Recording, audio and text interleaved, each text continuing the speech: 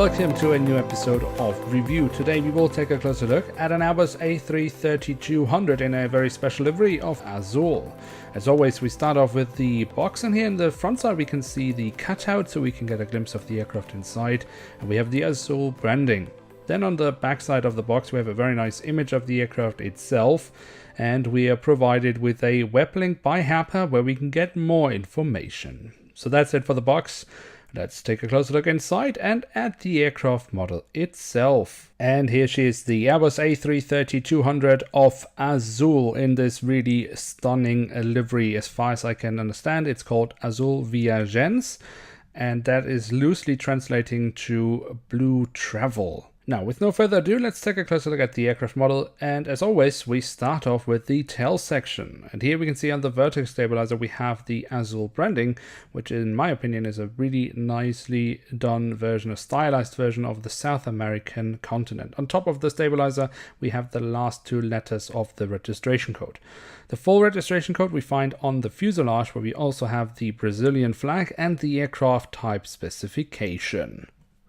Then, if we move from the back of the aircraft all the way to the front of the aircraft, we can see along the fuselage the writing of Azul, and just underneath that, Viagens. As I said, it loosely should translate to Blue Travel.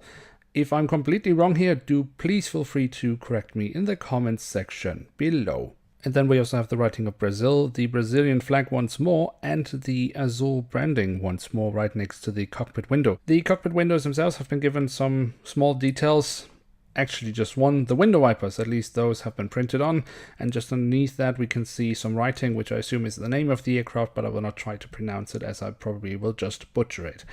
From there we can then move on to the engine nacelles, which have been given basically the three colors of the Brazilian flag, the green, yellow and the dark blue, and we also have the flyazul.com branding. A quick look into the engines also reveals some nice details, including the fan blades, and I must say Herpa has actually done a really nice job with that. Then we can look at the winglets, which also have the three color scheme here, like the engine nacelles, at least on the outer side, because on the inner side we then have the actual Brazilian flag printed on. The wings themselves are also really nicely detailed. Here we can see the top side where we can see all the different flaps, slats and spoilers. The registration code is actually written across the two wings. This is also the case on the underside. And there we can then move on to the belly of the aircraft where we have the Brazilian flag. However, Herpa doesn't even have respect for the Brazilian flag, as they still don't mind to destroy any details, as long as they can add this hole in the fuselage for a stand, which has not been added with this aircraft model. Then last but not least, we do also have the doors to the cargo compartment. They are difficult to see, but they have been added into this nice print here at the back side of the aircraft, and here also at the front of the aircraft.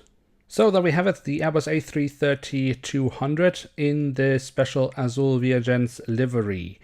What can we say about the aircraft? Now, the physical details are very good and the print quality is excellent, but of course the highlight of the aircraft itself is the livery.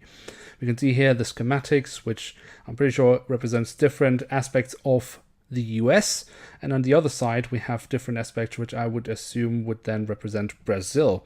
Now, Azul has a cooperation with the North American airline, as the founder of Azul is also the founder of JetBlue in the US. So I assume that this livery, the background for this livery is really this partnership between these two airlines, but I'm not entirely sure. If you know more about it, do feel free to educate us all in the comments section below.